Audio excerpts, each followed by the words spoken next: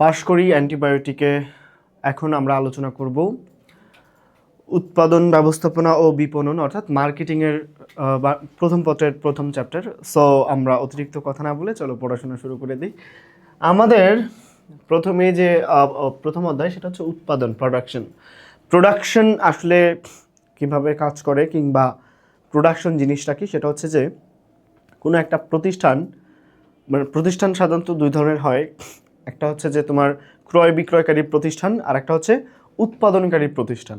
ক্রয় বিক্রয়কারী প্রতিষ্ঠান কি, যে প্রতিষ্ঠান সাধারণত পণ্য ক্রয় কিনে তারপরে বিক্রি করে। আবার বলছি যে প্রতিষ্ঠান কি করে, পণ্য কিনে, অন্য কোনো জায়গা থেকে পণ্য কিনে তারপরে বিক্রি করছে, এটা হচ্ছে ক্রয় বিক্রয়কারী প্রতিষ্ঠান। আর উৎপাদনকারী প্রতিষ্ঠান কোনটা, যারা সরাসরি পণ্যটা উৎপাদন করছে। যেমন কোনো একটা আইসক্রিম ফ্যাক্টরি, তো ফ্যাক্টরিতে কি হয়, যে আইসক্রিম উৎপাদিত হয়, উৎপাদন করা হয়। আবার কোনো ডিলার কিংবা হচ্ছে কোনো শপে কিংবা কোনো মুদির দোকানে বা ছোট দোকানে এক মালিকানা কারবারগুলোতে কি করছে, আইসক্রিম বিক্রি করছে, ছোট বাচ্চা ভোক্তাদের কাছে কি করছে, আইসক্রিম বিক্রি করছে।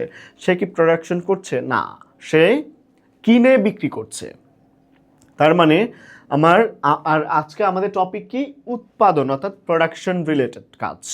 তো বেসিক্যালি আইসক্রিমটা কিভাবে উৎপাদিত হয়েছে বা সেটার প্রসেসটা কি। সো চলো আমরা হচ্ছে এই বিষয়ে একটু খুঁটিনাটি আলোচনা করি যে উৎপাদন বলতে আসলে কি বোঝাচ্ছে। উপকরণের ব্যবহারের মাধ্যমে নতুন উপযোগ সৃষ্টি করাকে বলছে উৎপাদন। উপকরণের ব্যবহারের মাধ্যমে, কোনো বিভিন্ন ধরনের এলিমেন্টস ব্যবহার করার মাধ্যমে, উপকরণ ব্যবহার করার মাধ্যমে কি করছে, যে নতুন একটা উপযোগ সৃষ্টি করাকে কি বলছে, উৎপাদন বলছে। অর্থাৎ মনে করো যে আমরা কি করি, যে বাসে যখন যাই তখন দেখি যে মনে করো চাল ভাজা কিংবা হচ্ছে বাদাম ভেজে ভেজে ছোট ছোট প্যাকেটে করে কি করে বিক্রি করে, যারা হচ্ছে ফেরিওয়ালা টাইপের মানুষ, যারা বাসে হচ্ছে তারা হচ্ছে এগুলো বিক্রি করে। এখন বেসিক্যালি কি হয়, যে আমরা কিন্তু সাধারণত খুব একটা চাল ভাজা খাই না, বাট যখন দেখি যে বাসের ছোট্ট একটা প্যাকেটে কি করতেছে, সেটার ভিতরে হয়তো দু চারটা বাদাম দিছে, হয়তো কিছু চানাচুর আছে, সো মিক্সড একটা হচ্ছে জায়গা তৈরি হয়, এবং তখন কি না দেখতে তো ভালোই লাগতেছে। সো আমরা কি করি, তখন ঠিক আছে ভাই একটা দেন বা আর দুইটা দেন। এই যে মনে করো যে আমাদের ভিতরে কি হয়, সরাসরি আমি যখন হচ্ছে চাল ভাজা কিন্তু আমি খাই নাই, বাট এই যে নতুন করে একটা মনে করে কি করে হলো, যে এটার এইভাবে যে উপকরণের ব্যবহারের মাধ্যমে ওইখানে ধরো আমি যদি বলি যে চাল ভাজা, তারপরে কি যুক্ত হইছে, তারপরে বাদাম, তারপরে কি যুক্ত হইলো, তারপরে যুক্ত হইছে তোমার হচ্ছে কি বলে যে চানাচুর। এখন এই যে দেখো আমার প্রত্যেকটা কিন্তু আলাদা আলাদা উপকরণ, অর্থাৎ চাল ভাজা একটা উপকরণ, বাদাম একটা উপকরণ, চানাচুর একটা উপকরণ, এই তিনটা মিক্সড হয়ে কি হয়েছে আমার, মনে করো চাল ভাজা মিক্স। এটার নাম কি, চাল ভাজা মিক্স, চাল ভাজা মিক্স। এখন এইটা হচ্ছে খুব 10 টাকা, 10 টাকা। এখন খেয়াল করো যে এই জিনিসটা কিন্তু অহরহ আমরা, ইভেন বাচ্চারা, আমরা যারা হচ্ছে ইয়ংরা, ইভেন বৃদ্ধরাও তারা খুব পছন্দ করে, চলতি পথে ভালোই লাগে, বেশ মুখরোচক। সো তাহলে বিষয়টা কি হইলো, যে উৎপাদন জিনিসটা আসলে আমরা এখান থেকেই বুঝতে পারি যে উপকরণের ব্যবহারের মাধ্যমে আমরা কি করছি, কতগুলা 3টা উপকরণ ব্যবহার করছি। উপকরণের ব্যবহারের মাধ্যমে নতুন একটা উপযোগ সৃষ্টি করছে, অর্থাৎ উপযোগ কি, চাহিদা সৃষ্টি করা, বাজারে প্রোডাক্টের চাহিদা সৃষ্টি করা, সেটাকে আমরা কি বলছি, উপযোগ। এই যে নতুন উপযোগ সৃষ্টি করাকে কি বলে, উৎপাদন বলে। ক্লিয়ার? আশা করি ভুলবো না আমরা। বলছে উপযোগ কি আসলে, উপযোগ বেসিক্যালি কোনো দ্রব্যের মানুষের অভাব পূরণের ক্ষমতাকে উপযোগ বলে। বিষয়টা কি, যে কোনো একটা প্রোডাক্টের মানুষের চাহিদা পূরণ করার যে সক্ষমতা, সেটাকে কি বলে, উপযোগ। এখন ধরো যে তোমার বৃষ্টির দিনে তোমার কি দরকার, প্রচণ্ড বৃষ্টি হচ্ছে, তুমি কি খালি গায়ে বের হয়ে পড়বা? না, সেটা কিন্তু পসিবল হবে না। অর্থাৎ তোমাকে কি করতে হবে, একটা ছাতা নিয়ে নিতে হবে অথবা রেইনকোট নিতে হবে। তার মানে তোমার এই ক্ষেত্রে এই বৃষ্টি থেকে তোমাকে নিবৃত করছে কে, বৃষ্টি থেকে তোমাকে রক্ষা করছে কে, ছাতা অথবা রেইনকোট। তাহলে কি বললো যে কোনো দ্রব্যের কোনো দ্রব্যের থেকে কোনো দ্রব্য মানুষের অভাব পূরণের ক্ষমতাকে কি বলে? উপযোগ বলে। তাইলে আমার বা আমাদের, আমরা যে এক্সাম্পলটা দিলাম এখানে, আমাদের উপযোগটা বা আমাদের হচ্ছে সেই যে অভাব পূরণটা আসলে কে করলো? ছাতা কিংবা রেইনকোট। তার মানে এখানে আমরা বলতে পারি যে আমাদের উপযোগটা কি? ছাতা বা রেইনকোট। বলছে উৎপাদনের লক্ষ্য আসলে কি? উপযোগ সৃষ্টির মাধ্যমে মানুষের সন্তুষ্টি বিধান এবং মুনাফা অর্জন। আমরা একটা জিনিস খুব কমনলি জানি যে আমাদের মানে ব্যবসার উদ্দেশ্য কি? মুনাফা অর্জন করা। তো উৎপাদনের আসল লক্ষ্যটা কি, উদ্দেশ্যটা কি? সেটা হচ্ছে উপযোগ সৃষ্টির মাধ্যমে। মানে উপযোগটা কি? চাহিদা। উপযোগটা কি? চাহিদা।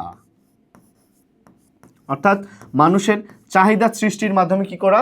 উপযোগ সৃষ্টির মাধ্যমে মানুষের সন্তুষ্টি বিধান। অর্থাৎ মানুষকে তুমি তোমার ক্রেতাকে স্যাটিসফাইড করবা যে না, আমি যে প্রোডাক্টটা কিনছি সেটা অনেক ভালো, আমি যে ছাতাটা কিনছি সেটা ফুটা হয়ে যায় না সহজে, আমি যে রেইনকোটটা কিনছি এটা অনেক বছর যাবে, সেভাবেই হচ্ছে এটাকে বানানো হয়েছে। সো বিষয়টা হলো যে উপযোগ সৃষ্টির মাধ্যমে মানুষের সন্তুষ্টি বিধান করছো, মানুষকে স্যাটিসফাইড করছো এবং টাকা আর্ন করছো বা উপার্জন করছো বা আয় করছো। রূপগত উপযোগটা কি? আকার পরিবর্তনের মাধ্যমে সৃষ্ট যে উপযোগ, সেটা হচ্ছে মনে করো তুমি, আমরা একটা এক্সাম্পল দেই, সেটা হচ্ছে যে তোমার একটা ফার্নিচার ধরো, একটা ফার্নিচার কাঠের ফার্নিচারটা কি আপনা আপনি তৈরি হয়ে গেছে? না, একটা গাছ ছিল, গাছটাকে কেটে সেখান থেকে কাঠ তৈরি হয়েছে। সেই কাঠটাকে মেকানিজম করে হোক, সেই কাঠটাকে হচ্ছে মিস্ত্রি সে ওয়েল ভার্নিশড করে হোক বা যেমন করে ডিজাইন করে হোক, সে কিন্তু একটা কাঠামো দাঁড় করেছে এবং ফাইনালি আমরা কি পাইছি? একটা চেয়ার পাইছি, একটা টেবিল পাইছি, একটা আলমিরা পাইছি, একটা খাট পাইছি। তার মানে এই প্রত্যেকটা জিনিস ঠিক দিয়ে, অর্থাৎ ছিল কি? গাছ, সেখান থেকে কি হয়ে গেল? আলমিরা। ছিল কি? গাছ, সেখান থেকে কি হয়ে গেল? আমার হচ্ছে বসবাসের মনে করো যে খাট। তার মানে কি? ওর ট্রান্সফর্ম হয়ে গেছে, রূপগত পরিবর্তন হয়ে গেছে। সো আকার পরিবর্তনের মাধ্যমে কি হয়? রূপগত পরিবর্তন হয়। যেমন তুলা থেকে কি হয়? সুতা হয়, বা কাঠ থেকে কি হয়? খাট হয়। সিম্পল। বলছে স্থানগত উপযোগ, পরিবহনের মাধ্যমে এক স্থান থেকে অন্য স্থানে নিলে কি হবে? স্থানগত উপযোগ সৃষ্টি হবে। কেন স্থানগত উপযোগ প্রয়োজন? সেটা হচ্ছে মনে করো বাংলাদেশের সব থেকে বেশি সাপোজ যে আলু হয় মুন্সিগঞ্জে। এখন তার মানে কি মুন্সিগঞ্জের যে মানুষ আছে তারাই শুধু আলু খাবে, বাংলাদেশে আর কারো আলু খাওয়ার দরকার নাই? বা হচ্ছে মনে করো সবচেয়ে বেশি আম কোথায়, কোন জায়গায় হয়? রাজশাহী অঞ্চলে লিচু বা আম, দিনাজপুর অঞ্চলে সম্ভবত আম বেশি হয়।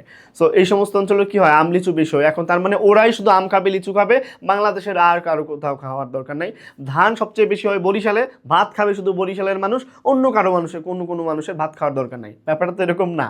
তার মানে এখন দেখো কোনভাবে আমরা হচ্ছে এই খাবারগুলো পাচ্ছি, বা আমাদের যে উপযোগ, আমাদের যে চাহিদাগুলো, সেটা আমরা কিভাবে নিবৃত্ত করছি, সেটা কিভাবে মিটছে, সেটা হচ্ছে যে আমাদের পরিবহনের মাধ্যমে অর্থাৎ ট্রাকে করে আমরা কি করছি যে চট্টগ্রাম থেকে মনে করো যে সামুদ্রিক মাছ, কিংবা বরিশাল থেকে চাল, কিংবা হচ্ছে রাজশাহী থেকে লিচু কিংবা আম, সো এই প্রোডাক্টগুলো কি করছে? আমরা নিয়ে আসতেছি।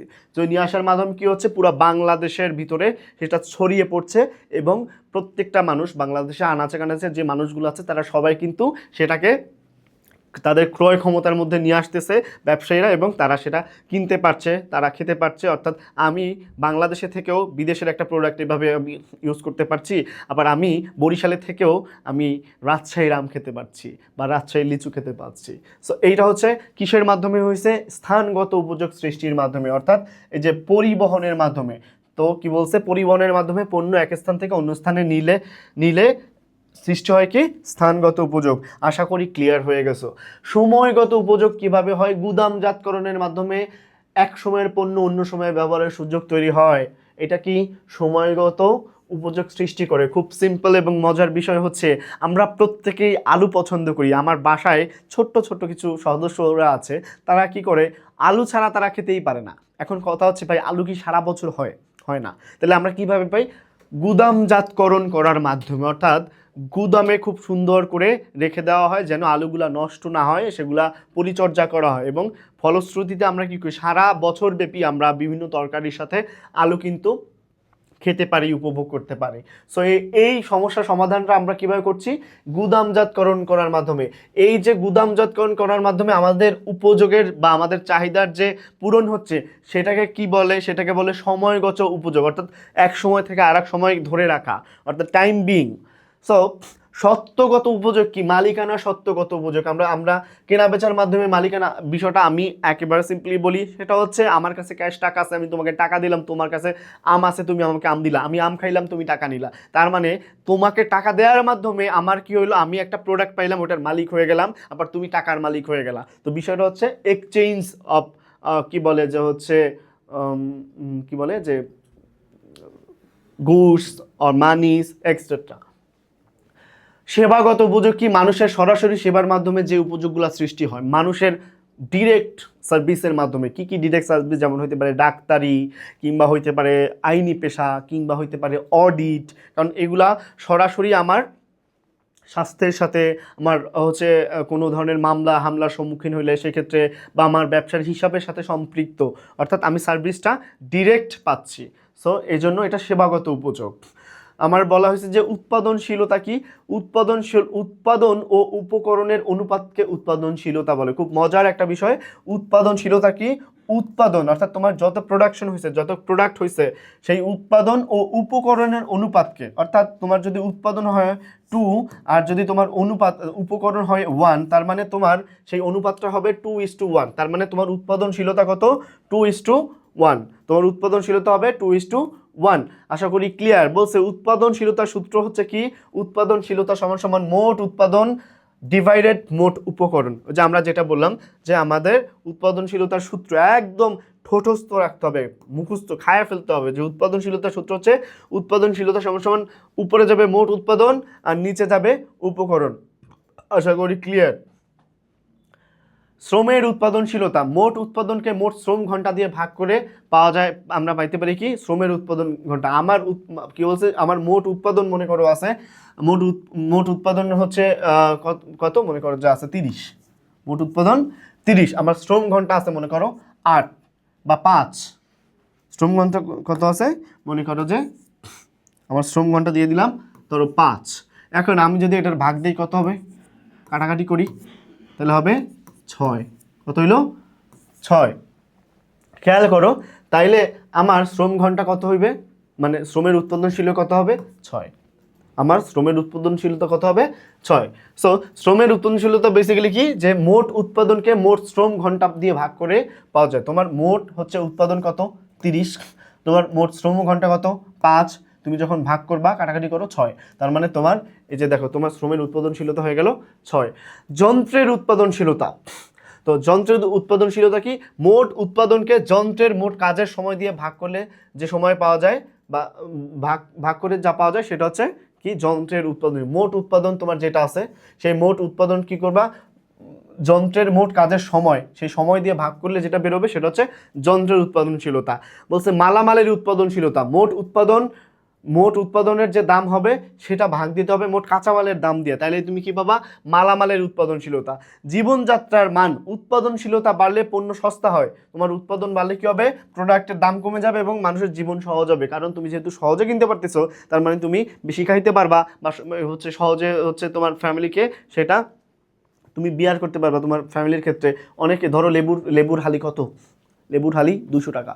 এখন এইটা কি গরিব মানুষ করতে পারবে? এই লেবুর হালি যদি 20 টাকা হইতো কিংবা 10 টাকা হইতো, তখন কিন্তু গরিব মানুষরা বা দেশের সাধারণ মানুষ তারা কিন্তু ইজিলি কিনতে পারতো। বাট এখন কি এটা পারবে? পারবে না। সো এটাই বলছে যে হচ্ছে তোমার যদি প্রোডাক্টের পরিমাণ বাড়ে সেক্ষেত্রে কী হবে? যে তোমার দাম কমে যাবে এবং মানুষ সেটা সহজে একসেপ্ট করতে পারবে, নিতে পারবে, খাইতে পারবে, গ্রহণ করতে পারবে।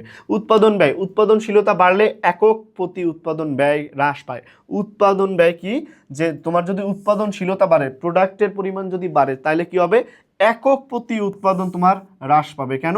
কারণ তুমি যদি 5টা পণ্য উৎপাদন করো, 5টার জন্য যদি তোমার 50 টাকা খরচ হয় 10 টাকা করে, তুমি যদি 8টা পণ্য উৎপাদন করো, 8টার জন্য তোমার যদি 52 টাকা খরচ হয়, তাহলে চিন্তা করো তোমার কিন্তু 5টার জন্য 50 টাকা খরচ হয়েছে, 8টার জন্য ধরো 55 টাকা খরচ হয়েছে, 5 টাকা বেশি খরচ হয়েছে। তার মানে তোমার কিন্তু রেশিও কমে গেছে।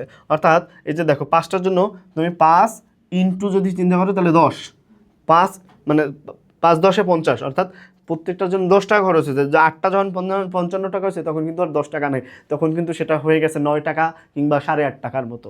তার মানে তোমার প্রোডাকশন কস্ট কিন্তু কমে যায় একক প্রতি। আশা করি ক্লিয়ার। বলছে উৎপাদনের উপকরণ ভূমি, শ্রম, মূলধন, সংগঠন হলো উৎপাদনের বেসিক একদম, যে ভূমি, শ্রম, মূলধন, সংগঠন, এই 4টা হচ্ছে উৎপাদনের প্রধানতম উপকরণ। এগুলা কি উৎপাদনের প্রধানতম উপকরণ? কি কি? ভূমি, শ্রম, মূলধন, সংগঠন, এটা হচ্ছে প্রধান উপকরণ। মনে রাখতে হবে। প্রকৃতি উৎপাদনের আদি উৎস হলো প্রকৃতি। যে কোনো কিছু উৎপাদনের আদি উৎস কি? প্রকৃতি। যদি হিসাব করো চাল, যদি হিসাব করো গাছ, যে কোনো কিছু তোমার উৎপাদন করতে হলে সেটা কি হবে? প্রকৃতি থেকেই কিন্তু সেটা সৃষ্টি হয়।